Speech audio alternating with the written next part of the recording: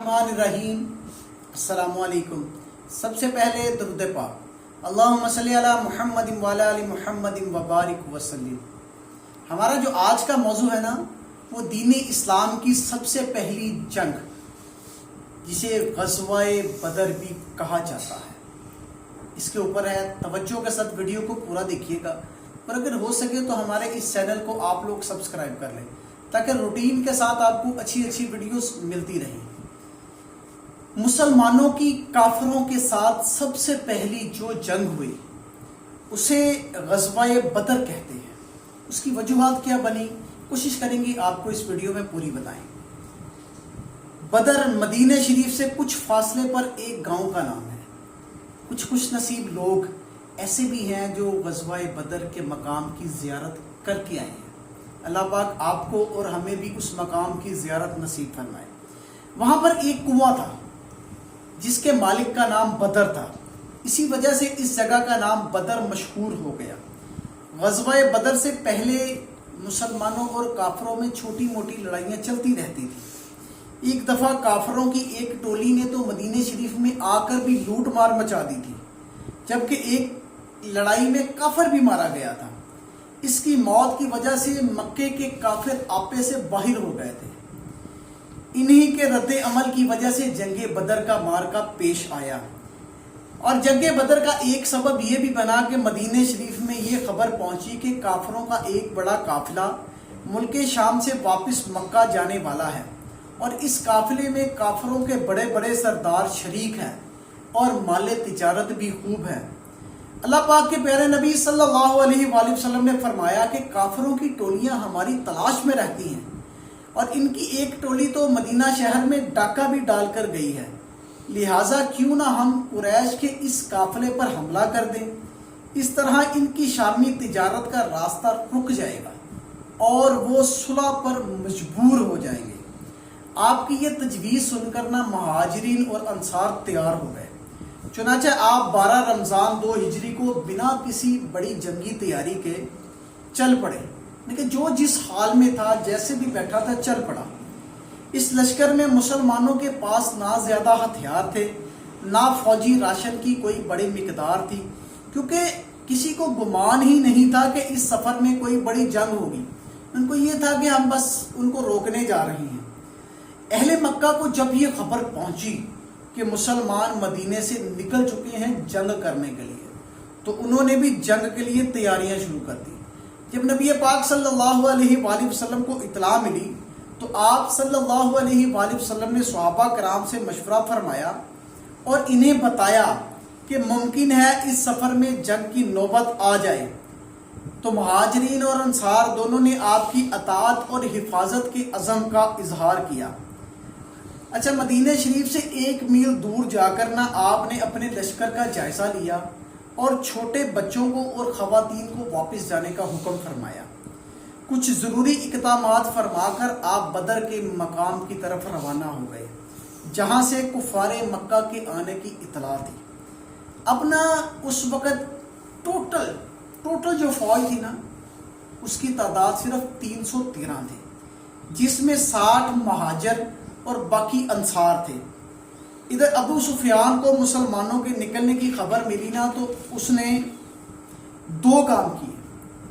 ایک تو اس نے فوراً ایک شخص کو مکہ بھیجا کہ وہ قریش کو اس چیز کی خبر کر دے، تاکہ وہ اپنے قافلے کی حفاظت کا انتظام کر لے، اور خود راستہ بدل کر قافلے کو سمندر کی جانب سے لے کر روانہ ہو گیا۔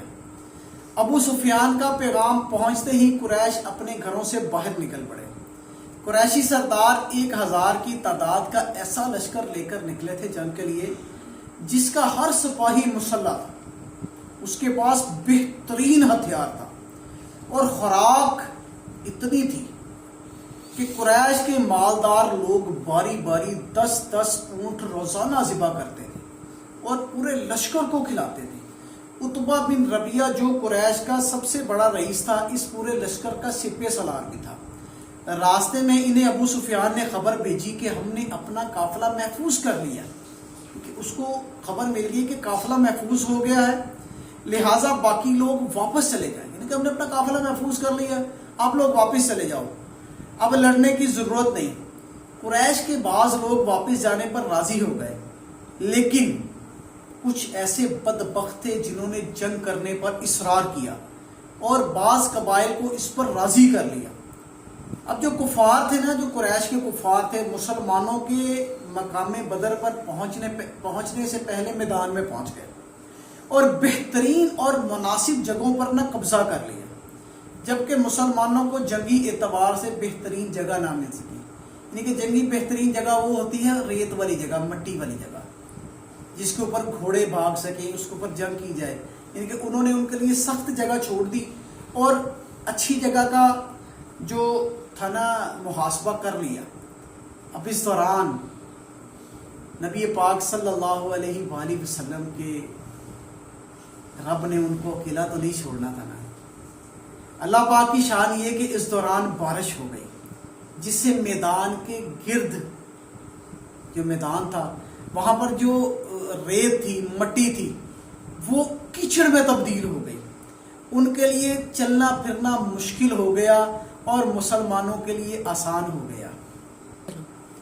اللہ پاک کے پیارے نبی صلی اللہ علیہ وآلہ وسلم اپنے چند جانثاروں کے ساتھ رات کے وقت میدان جنگ کا معائنہ کرنے کے لیے تشریف لے گئے اور اپنی چھڑی سے میدان پر لکیریں بناتے جاتے اور فرماتے جاتے کہ فلاں کافر اس جگہ مرے گا، فلاں کافر اس جگہ مرے گا، فلاں کافر اس جگہ مرے گا۔ اس طرح یعنی کہ بتاتے جاتے کہ اس کی لاش یہاں سے ملے گی، اس کی لاش یہاں سے، اس کی لاش یہاں سے ملے گی۔ چنانچہ ایسا ہی ہوا، جہاں پر نبی پاک صلی اللہ علیہ وآلہ وسلم نے نشان لگایا تھا، وہ کافر عین اسی جگہ مرا اور اس کی لاش اسی جگہ سے ملی۔ 17 رمضان 2 ہجری 13 مارچ 624 عیسوی کو جمعہ کے دن آپ صلی اللہ علیہ وآلہ وسلم نے مجاہدین کو صف بندی کا حکم دیا اور جنگ کی ابتدا ہوئی، مگر اس بے سر و سامانی کے باوجود صحابہ کرام نے شجاعت اور جام بازی کے ایسے جوہر دکھائے کہ کفار پریشان ہو گئے۔ اس غزوہ میں ابو جہل کو 2 کم عمر صحابہ حضرت معاذ اور حضرت معوذ نے جہنم واصل کیا۔ میدان جنگ میں کافروں کے بڑے بڑے سردار جیسے ابو جہل، عتبہ، شیبہ وغیرہ کی ہلاکت جب ہوئی نا، تو کفاران مکہ کی کمر ٹوٹ گئی، بہت پریشان ہوئے، حوصلہ ہار دیا، ان کے پاؤں اکھڑ گئے، ہتھیار پھینک کر بھاگنا شروع کر دیا اور مسلمانوں نے کافروں کو گرفتار کرنا شروع کر دیا۔ اس جنگ میں کافروں کے 70 آدمی قتل ہوئے اور اتنے ہی تقریباً گرفتار ہوئے۔ ابو سفیان کا قافلہ تو بچ نکلا، مگر مسلمانوں نے اس جنگ میں شاندار کامیابی حاصل کی، جس سے مسلمانوں کی شان و شوکت میں اضافہ ہوا اور اس جنگ کی وجہ سے کفار مکہ کی جو عزت تھی نا وہ خاک میں مل گئی، ان کی جنگی طاقت فنا ہو گئی، ان کے بڑے بڑے سردار مارے گئے۔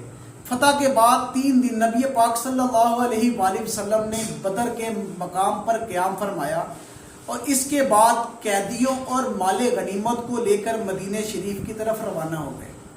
جنگ بدر میں نا کل 14 مسلمانوں نے جام شہادت نوش فرمایا تھا، ان میں سے 6 مہاجر اور 8 انصار تھے۔ 13 صحابہ کرام تو میدان بدر میں ہی مدفون ہو گئے، جبکہ ایک صحابی حضرت عبیدہ بن حارث کا راستے میں وصال ہوا اور آپ کا مزار جو ہے نا وہ صفرہ کے مقام پر ہے۔ اسی مقام پر آپ صلی اللہ علیہ وآلہ وسلم نے مال غنیمت مجاہدین میں تقسیم فرمایا۔ وہ صحابہ کرام جو غزوہ بدر میں شریک ہوئے وہ خصوصی شرف اور مرتبے کے مالک ہیں، ان کے بڑے بڑے فضائل ہیں، بڑے مرتبے ہیں، بڑے فضائل ہیں، جن میں سے ان کی ایک فضیلت یہ ہے کہ اللہ پاک کے پیارے نبی صلی اللہ علیہ وآلہ وسلم کا فرمان ہے کہ بے شک اللہ پاک اہل بدر سے واقف ہے اور اس نے یہ فرما دیا ہے کہ تم اب جو چاہے عمل کرو، تمہارے لیے جنت واجب ہو چکی ہے، یا یہ فرما دیا کہ اللہ پاک نے تمہیں بخش دیا ہے۔ اللہ پاک کے پیارے نبی صلی اللہ علیہ وآلہ وسلم نے بدر کے قیدیوں کو صحابہ کرام میں تقسیم فرما دیا، کہ وہ ان کے آرام اور ضروریات کا خیال رکھیں۔ ان قیدیوں کے بارے میں مشاورت کے بعد یہ فیصلہ ہوا کہ ان قیدیوں سے 4,000 درہم فدیہ لے کر ان کو چھوڑ دیا جائے، اور جو لوگ مفلسی کی وجہ سے فدیہ نہیں دے سکتے وہ یوں ہی بلا فدیہ ہی چھوڑ دیے گئے۔ اور تعلیم کے بارے میں ہمیں کیا بتایا گیا؟ ان قیدیوں میں سے جو لوگ لکھنا پڑھنا جانتے تھے نا، ان کو یہ سزا دی گئی کہ وہ انصار کے 10 لوگوں کو، یہ لڑکوں کو پڑھنا لکھنا سکھائے۔ نبی پاک صلی اللہ علیہ وآلہ وسلم نے کیسی پیاری سزائیں عنایت فرمائی۔ تو آج اللہ تعالی ہمیں ہر برے وقت سے محفوظ فرمائے۔